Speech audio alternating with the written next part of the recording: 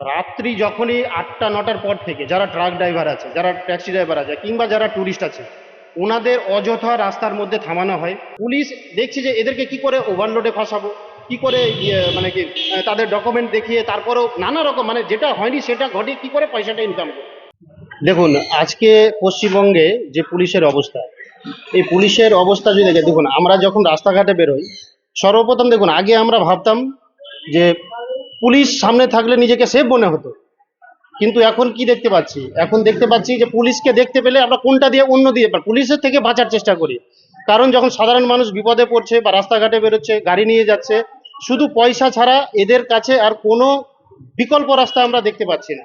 কারণ আজকে রাস্তাতে যাচ্ছি, যার মাথায় হেলমেট পরে আছে বা আর কিছু আছে, যে কোনো একটা বিষয় নিয়ে তাকে ফাঁসানোর চেষ্টা, যে করে হোক তার কাছ থেকে পয়সা আদায় করবে। শুধু কাটমানিতে ভর্তি হয়ে গেছে, গোটা শুধু মালদা বলে না, গোটা পশ্চিমবঙ্গের একই চিত্র দেখা যাচ্ছে আর কি। দেখুন, সাধারণ মানুষ যখন বিপদে পড়ে বা কোনো অসুবিধায় পড়ে, সর্বপ্রথম থানায় যায়।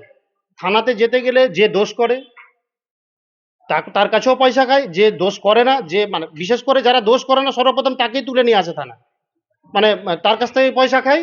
এবং যারা দোষ করেনি তার কাছেও পয়সা পায়। থানা দুদিক থেকে পয়সা খায়, অথচ কাজের কাজ কিছু হয় না।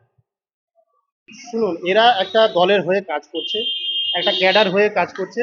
এদের কাজ হচ্ছে দালালি করা, একটা বিশেষ রাজনৈতিক দলের সঙ্গে যুক্ত হয়ে শুধু পয়সা কি করে কামাই করবে। তার মধ্যে তো আমাদের রাজ্য সরকার তো বলে দিয়েছে যে 20% আমাদের রেখে বাকি যে 75% তোমরা খেয়ে নেবে। এই তো চলছে পরিস্থিতি। দেখুন, গোটা পশ্চিমবঙ্গের মধ্যে আমরা বিভিন্ন চ্যানেলে দেখেছি, রাত্রি যখনই ৮টা ৯টার পর থেকে যারা ট্রাক ড্রাইভার আছে, যারা ট্যাক্সি ড্রাইভার আছে, কিংবা যারা ট্যুরিস্ট আছে, ওনাদের অযথা রাস্তার মধ্যে থামানো হয়। অযথা ওদেরকে থামিয়ে এটা সেটা উল্টো পাল্টা বলে কি করে তাদের কাছ থেকে পয়সা কামাই করবে, এইসব ধান্দা নিয়ে পুলিশ এখন রাস্তায় নেমেছে। আর এইসব গোটা পশ্চিমবঙ্গের মধ্যে, বিশেষ করে আপনি ধরে নিন এদিকে বোলপুরে যদি ধরুন, দেখুন ওখানে ওই সবের মধ্যে থেকে প্রচুর ট্রাক আসে। কারণ বোলপুরের দিক সাইড থেকে, সিউড়ির সাইডে আমাদের বালির গাড়ি, পাথরের গাড়ি এসব আসতে থাকে।